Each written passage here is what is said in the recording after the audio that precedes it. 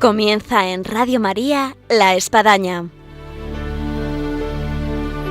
un programa dirigido por el Padre Arturo Díaz desde el Monasterio de la Encarnación en Ávila.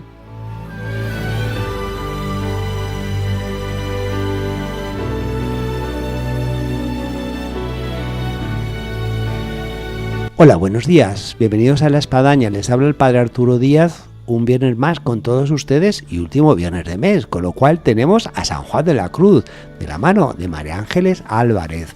Este San Juan de la Cruz que está recorriendo nuestra geografía española en pos de llevar adelante la reforma de nuevas fundaciones de los carmelitas descalzos. Así que nos subimos de alguna manera al carro de las fundaciones y vamos con San Juan de la Cruz. Bienvenidos a este programa que ahora comenzamos.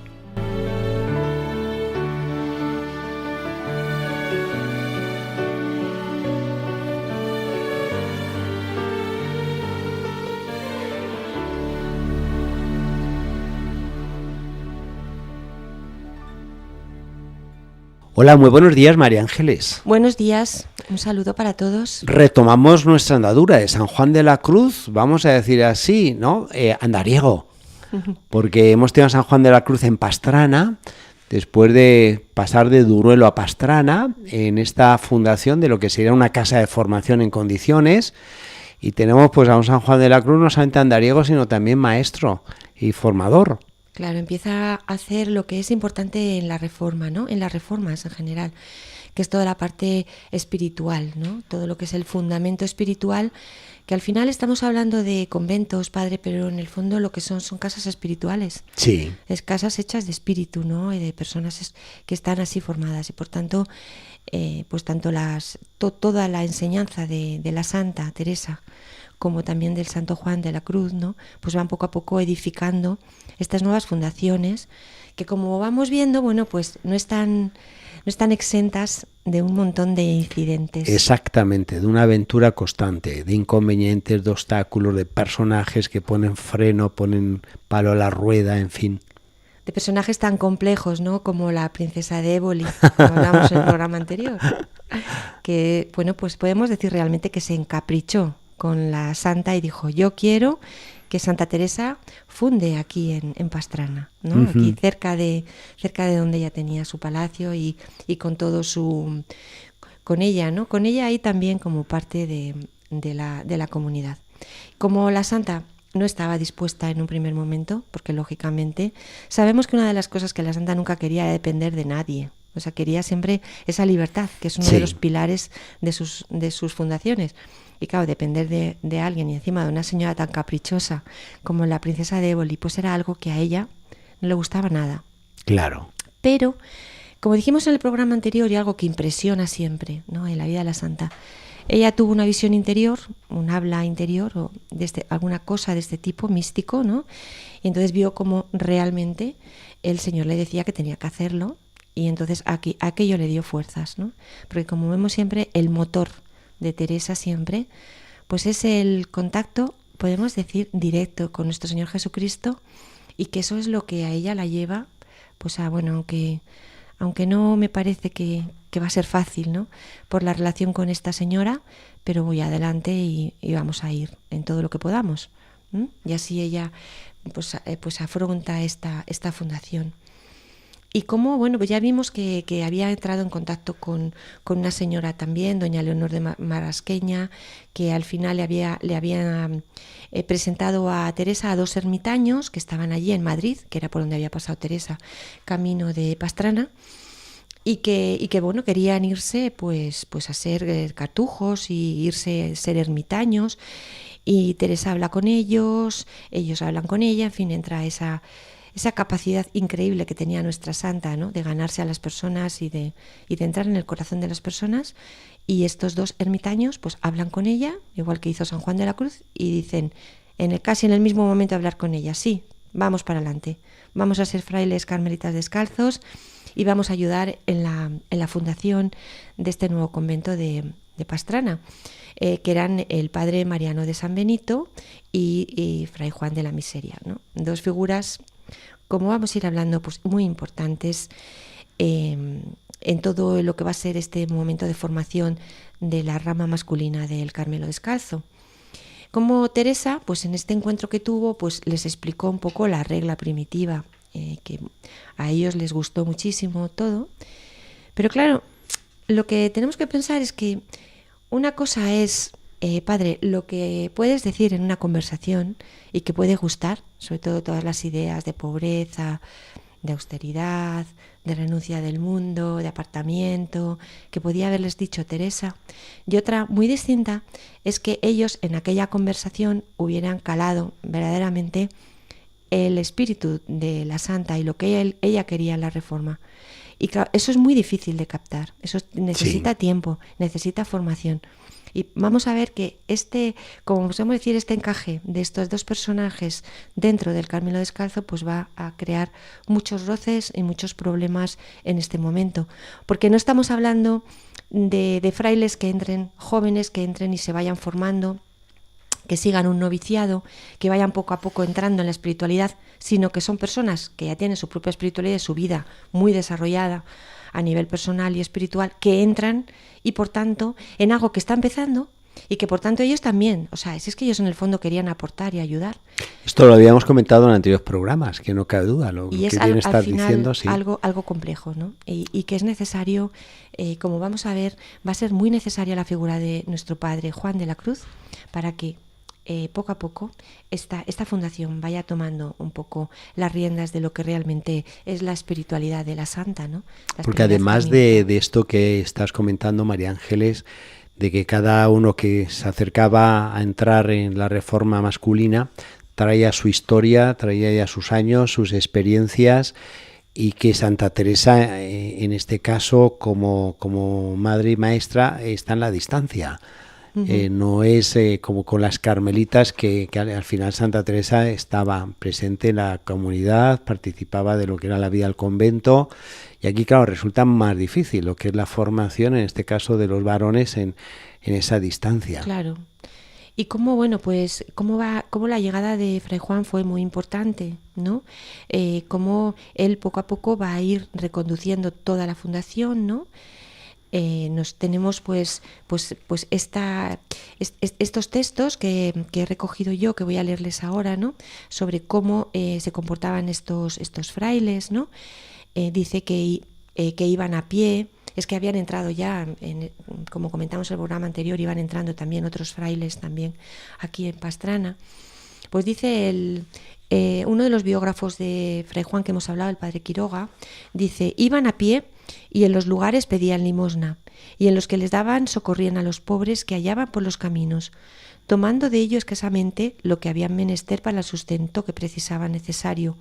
Pasaban siempre en algunas casas pobres, por no hacer noche en casas grandes, y donde había criados y mujeres, y en algunos casos desechando casas muy acomodadas. Les era forzoso dormir en algún pajar o corral, no todas las veces muy limpio, por no haber en las casas pobres otro albergue. Sí. Vemos lo mismo casi que lo que habíamos hablado Igual. en Duruelo. Es un texto súper parecido y que nos viene a hablar un poco de la figura de Fray Juan, ¿no? En su labor como maestro de novicios, lo que les iba poco a poco a ellos contando, ¿no? Vemos que como no tenían pues unas constituciones, pues empezaron poco a poco a irlas como si dijéramos construyendo, ¿no? Pues a partir de las antiguas constituciones de la orden, también de las constituciones de Santa Teresa y las del General y de las propias experiencias de Duruelo y de Mancera, ¿no? Entonces sabemos que poco a poco pues se fueron dando pues una serie de normas, ¿no? Que constituyen estas constituciones, que lo sabemos porque luego Fray Juan se lo fue explicando y les dijo que en este momento había surgido, ¿no? Sobre todo cuando él ya estaba al frente de los novicios en los remedios de Sevilla, ¿no? Por ejemplo, decía que no estarían los frailes todo el día encerrados en las celdas, que había que ejercitarse en trabajos manuales y corporales, que nadie se entremetiera a tratar con los novicios, que había que instruirles teóricamente y que había también que enseñarles a meditar, ¿no? Yo creo que con estas normas que son como muy del pilar de lo que Fray Juan entendía por ir poco a poco formando el espíritu de los frailes, silencio, descanso, apartamiento del mundo, pero a la vez vida en comunidad, ejercicio físico, que sabemos que hacían mucho cuando caminaban, iban de un sitio a otro, trabajaban en las huertas, trabajaban en las construcciones también, y toda esta parte muy importante de la formación, es decir, enseñarles a meditar, ¿no? Sí. Es que ya empezamos a ver aquí un poco lo que nos lega de Juan y lo que nos lega Teresa, ¿no? Como parte importante del proceso dentro del camino de la fe, y cómo había que instruirse, es decir, que había que ir poco a poco teniendo unas bases sólidas de teología que, como sabemos, pues Fray Juan perfectamente podía hacerlo, ¿no? Bueno, en este momento la santa pues estaba camino de Alba de Tormes y se desvió un poquito para pasar por Mancera, ¿no? Y bueno, pues en ese momento fue cuando, yendo para Alba de Tormes, le pidió a Fray Juan, ¿no?, que se dirigiera a Pastrana, ¿no? Fue justo en ese momento, porque estamos viendo un poco la vida de la santa y la vida de Fray Juan. Y sabemos que Fray Juan, por tanto, levantó este convento, y que realmente fue el que ayudó a que fuera el convento que realmente así se llevó a cabo. Bueno, mientras tanto, también Teresa determinó fundar un nuevo convento en la Universidad de Alcalá de Henares, ¿no? Bueno, pensemos que aquí en Alcalá de Henares pues será donde se va a formar otro de los grandes frailes de los que vamos a hablar y hemos hablado mucho, que es el padre Gracián. Sí, Jerónimo Gracián. Justamente en este momento, ¿no? Dice el propio padre Gracián de esto, ¿no? En su libro Peregrinación de Anastasio, dice: desde el convento de Pastrana fueron algunos padres a fundar el colegio de San Cirilo de Alcalá, y este fue el principal plantel de toda la orden, porque allí acudían los estudiantes de aquella insigne universidad y trataban de tomar hábito. Desde allí los enviaban luego a Pastrana, y los que en aquellos principios entraron por vía de este colegio fueron los que después dieron más luz en la religión. Estamos viendo esta relación entre Pastrana y Alcalá y cómo los frailes pues van de un sitio para otro, ¿no? Pero claro, la santa enseguida se dio cuenta nuevamente de que necesitaba en Alcalá, que lógicamente que estaba buscando un rector pues competente. Sí. Los que conocemos a la santa sabemos lo importante que debía de ser para la santa fundar en una ciudad como Alcalá en una universidad. Es decir, porque era como poner toda su reforma y todas sus fundaciones en un sitio en donde estaba en la puntera del pensamiento y de la investigación y de la formación, como era la Universidad de Alcalá, ¿no? Ella siempre buscaba que sus palomarcicos, sus fundaciones, estuvieran en sitios donde sí estuvieran apartadas del sitio, pero a la vez fueran como focos, como faros que irradiaran, ¿no? Uh-huh. Que pudieran ayudar a muchas personas. Y por tanto ella siempre quiso fundar en ciudades. Por tanto, fundar en Alcalá para ella era importante, ¿no? El poder hacerlo y juntar también la formación de los frailes con la vida académica. Es decir, un poco mezclar todo lo que es la formación como novicio carmelita descalzo con todo aquello que, basado en teología, podían aprender los frailes, ¿no?, en una universidad tan importante como era un Alcalá. Paso en el hacer de Santa Teresa de lo que era una vida conventual con una vida académica, como poder compaginar lo que era esta formación de estos futuros sacerdotes carmelitas en base a sus estudios filosóficos, teológicos, con ese espíritu que ya llevaba de reforma en lo que suponían los conventos de los frailes carmelitas descalzos. Claro, lo que realmente es un fraile, claro, a diferencia de una monja. Claro. Un fraile que es, o sea, tiene aparte de es todo sacerdote un acometido claro, de la Santa Madre Teresa. Que es distinto, ¿no? Porque Claro. realmente con las monjas no tenía esta preocupación de base de teología y de formación, pero aquí es que estamos hablando de frailes, ¿no? Que tienen una vida activa apostólica, entonces lógicamente tienen que estar muy bien formados, ¿no? Y a la vez tienen que tener también toda esa parte, pues como las monjas, es decir, de vida conventual y de vida contemplativa. Sí. Como dijimos en el programa anterior, ¿no? La denominación de ellos es carmelitas contemplativos. Así que San Juan de la Cruz tiene aquí una buena tarea que le encomienda a la Santa Madre Teresa. Rápidamente le ¿Sí? dice, por favor, Fray Juan, por favor. Está haciendo Y que una labor estamos hablando importantísima en Pastrana, pero vaya rápido a de un Alcalá. jovencillo sacerdote que había sido ordenado hacía poco tiempo y que se había planteado pues el tema de poder entrar en esta aventura de Santa Teresa. Y ya ¿no? Santa Teresa le lleva, pues bueno, ahora le lleva como rector, ¿no? O sea, porque ya se dio cuenta que el mejor que tenía era Fray Juan. Bueno, es que no había muchos otro. otros. No había otro, pero bueno. Primero había pensado, parece que dicen los estudiosos que primero había pensado en el padre Antonio de Jesús Heredia. Sí. Porque, bueno, que vino con el hijo de un médico del emperador Carlos V. Y bueno, pero bueno, al final realmente la santa pues apostó podemos decir, por aquella persona que sabía que tenía un gran fundamento teológico también, además de una clara espiritualidad pues muy, muy en línea con la suya o prácticamente como la suya. Realmente de la figura del momento de Fray Juan como rector, nos dice el padre José Vicente Rodríguez que sabemos muy pocas cosas, ¿no? Porque a diferencia de la santa que escribió su vida y que bueno nos contó y que tenemos muchísimas cartas y que pues Fray Juan no contaba su vida, no contó su vida en ningún momento y tampoco se han recogido tantas cartas, Sí. ¿no? Entonces bueno, es lo que luego él fue contando y la gente recogió. Pues a mí el padre Fray Juan me dijo esto, es decir, son como referencias como lejanas, ¿no? Lo cierto es que sabemos que los estudiantes, los frailes, pues iban a clases a la universidad. Y también, por estas fuentes que decimos que nos relatan este momento, nos dicen que eran buenos estudiantes y también buenos frailes. Y que, bueno, esto es algo que es lógico, sobre todo en el pensamiento de Fray Juan.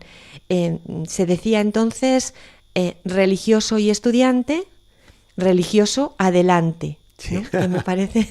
Buena rima. Una cosa que me parece fenomenal, porque la vida espiritual y la formación interior pues deben empujar sin duda la vida académica. O sea, ambas cosas están profundamente cercanas y imbuidas una de otra, ¿no? Pero realmente esta vida espiritual profunda que pretendía Fray Juan y Teresa, ¿no?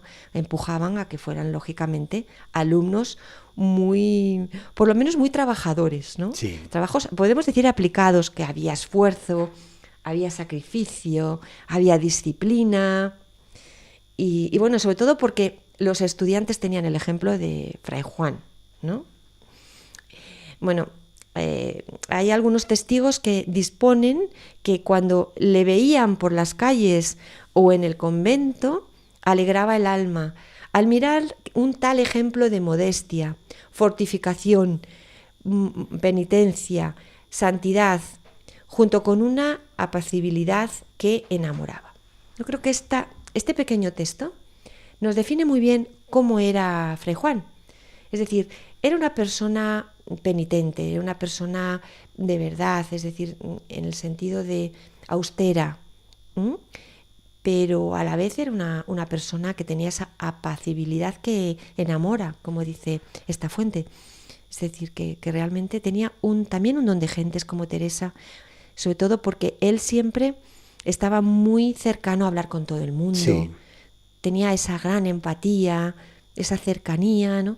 Y era esa mezcla entre poner las cosas en su sitio, ¿no? Decir las cosas claramente y a la vez pues ser de carácter suave, ¿no? De carácter muy agradable, muy conversador. Esto lo vemos también porque no solamente Fray Juan atendía a los frailes carmelitas descalzos en Alcalá, sino que atendía a otros universitarios que iban a consultar con él, ¿no?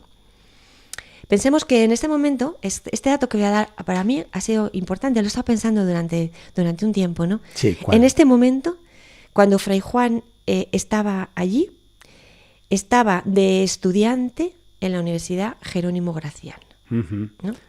Es decir, que estamos, el verdadero maestro, como lo vamos a ver después, de este gran fraile como va a ser el padre Gracián, que para los que no lo sepan, un grandísimo amigo de la santa, su confesor, su padre espiritual. Sí, brazo derecho. El brazo derecho, o sea, la persona que más conoció a la santa, donde ella más descansó espiritualmente, que más se sintió integrada, ¿no? Que curiosamente fue este padre Jerónimo Gracián, ¿no? Más que el propio Fray Juan, ¿no? Con el que sí que había una gran sintonía, pero nunca hubo esto, ¿no? Pero en ese momento era un fraile joven, ¿no? Que según dice él en la peregrinación de Anastasio, llevaba peleando casi 1 año y medio con la vocación, ¿no? Estaba como, ya sabemos, esos procesos de discernimiento, de inquietud, de duda, de Señor, miedo. me llamas por este camino, pero qué duro es, no sé si puedo, no sé si estoy dispuesto, en fin, todo esto. Pero que es que en este momento este estudiante se encontró con un maestro que era Juan de la Cruz. Y yo creo que luego cuando le hemos ido conociendo al padre Jerónimo Gracián, padre, como lo hemos ido conociendo también con la vida de la santa, le hemos ido leyendo también sus cosas, sus escritos, estas grandes monografías que también se han hecho últimamente sobre él, ¿no? Yo creo que se nota mucho esta gran influencia de Fray Juan, ¿no? Sí. En su formación, en el hombre que fue, en este hombre que, como vimos luego, tuvo grandes problemas, ¿no? dentro de la orden, pero también porque fue un hombre como Fray Juan, de principios, serio en sus planteamientos, austero, ¿no? Pero a la vez, ¿no? Con esta apacibilidad de carácter, esta manera de ser convivente, de ser empático, ¿no? Creo que define mucho a Fray Juan. Bueno, en ese momento voy a decir una cosa que he leído de ese momento de Fray Juan, que también nos le define muchísimo, ¿no? Bueno, como estaba en Alcalá, pues le pidieron a Fray Juan que escribiera la vida de los niños justo y pastor, ¿no? Bueno, estos eran unos niños de 7 y 9 años, que, bueno, estamos hablando del 297 antes de las después persecuciones de Diocleciano, vamos, de los primerísimos protomártires romanos. Unos protomártires, unos niños que les dijeron que por favor negaran y abjuraran de su fe, y dijeron que no, y fueron martirizados. Y bueno, pues que había muchísima devoción en Alcalá, y me imagino que sigue recordándose en Alcalá. Sí. Estos niños. Es como los que tenemos aquí nosotros en Ávila, Vicente, Sabina y Cristeta. Pues allí son en Alcalá, también de la misma camada. Pues también deben de tenerle mucha devoción a estos niños. Y bueno, le pidieron a Fray Juan que escribiera la vida de los niños justo y pastor, ¿no? Entonces se quedaron como podemos decir, a cuadros, como decimos hoy de manera coloquial, porque Fray Juan dijo que no. Dijo, no. Dijo, y entonces lo explica el padre Gracián en la peregrinación de Anastasio nuevamente, ¿no? Que estaba allí en aquel momento. Dijo, poniéndose a escribirlas, dijo que no, porque poniéndose a escribirlas había de hacer un libro de devoción, que si se ponía a escribirlas debía de hacer un libro de devoción y no lo que le pedían, que era un libro de historia. Es decir, dijo, bueno, yo, si quieren que hable de devoción y de por qué estos niños pudieron llegar a esto, pues hablo. Pero no me pidan una historia de estos niños, porque esto es historia, ¿no? Y no es algo que a mí me interese en este momento decir. Y creo que tampoco tendría muchos tiempos para esto. Tampoco tenía, ¿no? Pero bueno, dijo, no, vamos a ver. Le define porque, como vemos, Fray Juan siempre va a ir de manera radical a las cosas, ¿no? Es algo que va a ser así como una especie de plomo en su vida, ¿no? Es decir, yo hablo de cosas. Entonces, también me ha hecho a mí pensar, ¿no? Es decir, cómo realmente los escritos de Fray Juan son escritos de devoción, es lo que son, ¿no? Sí. Porque incluso la poesía, ¿no? Que nos define al grandísimo poeta, que es uno de los grandes poetas de la historia, ¿no? Es devoción, es decir, es para que entremos, ¿no? En ese camino en el que él estaba, y cómo la palabra poética abre el espíritu, ¿no? Pero siempre con un fin devocional, ¿no? Que es lo que ha llevado siempre detrás todos los escritos de Fray Juan, ¿no? Entonces a mí esto me ha hecho un poco reflexionar, es decir, cómo la intención de Fray Juan siempre ha sido esta, ¿no? una cosa devocional. O sea, Sí. enseñarnos a orar, enseñarnos a meditar, a entrar dentro de nosotros mismos, ¿no?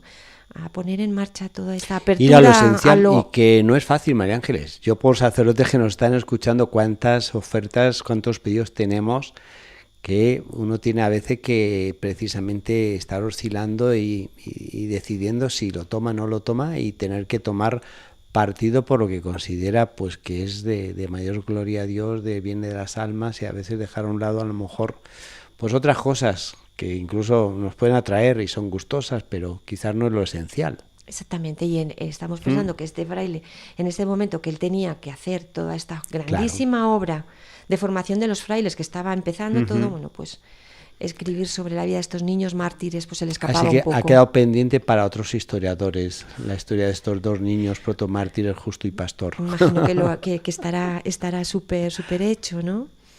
Bueno, en este momento, nuevamente el santo vuelve a Pastrana, ¿no? Es decir, estamos viendo a Fray Juan cómo va de Pastrana a Alcalá y nuevamente de Alcalá a Pastrana. Y como vamos a ver en el próximo programa, pues vuelve a Pastrana para hacer algo que va a ser también algo que va a tener que hacer Fray Juan de ahora en adelante muchas veces, que es corregir los excesos de los maestros de novicios, ¿no? Es decir, esos maestros de novicios que empezaban a enseñar, sobre todo en un rigor excesivo, ¿no?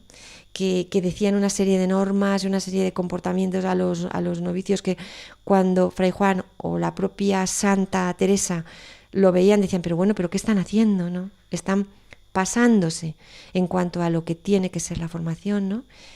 Y bueno, pues este maestro de novicios que estaba en Pastrana, pues se llamaba Gabriel Hernández Cabeza. Él había tomado el hábito en Pastrana. Su maestro había sido Fray Juan de la Cruz, pero sí que habría sido novicio de Fray Juan, pero vemos cómo Fray Juan anda de un lado para otro, padre, ¿no? Tampoco era posible para él hacer una gran formación de sus novicios, de sus como vemos en novicios, claro. Pues nada.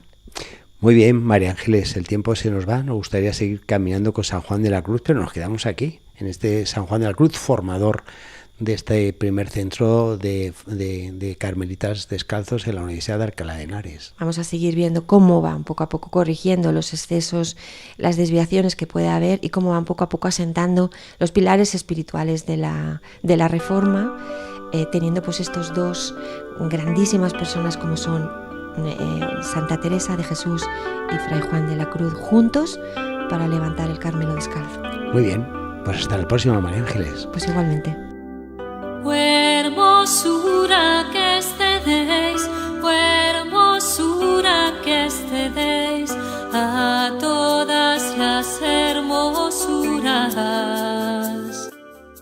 Y llegamos así al final de nuestro programa de la Espadaña con San Juan de la Cruz, de la mano de María Ángeles Álvarez, de este San Juan de la Cruz, en este caso en Alcalá de Henares, en ese primer centro de formación de filosofía, teología de los padres carmelitas, y quedamos emplazados en nuestro programa de la Espadaña. Hasta el próximo viernes, Dios mediante, aquí les esperamos en Radio María.